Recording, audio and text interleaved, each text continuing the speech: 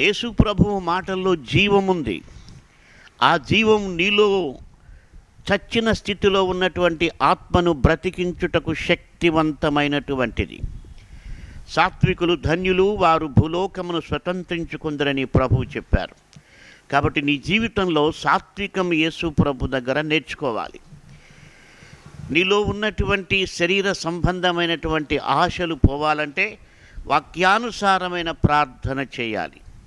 ప్రభువు మాటలు చదువుతూ అలాగూ జీవించాలని ప్రార్థన చేసినప్పుడు దేవుడు సంతోషిస్తాడు. యేసు ప్రభు చెప్పారు, నా యందు మీరును మీ యందు నా మాటలను నిలిచి ఉన్న ఎడల మీకేది ఇష్టమో అడుగుడి. కాబట్టి యేసు మాటలను మీరు కంఠాపాఠం చేసి మీ హృదయంలో ఉంచుకుంటే అది మీకు ఆశీర్వాదం.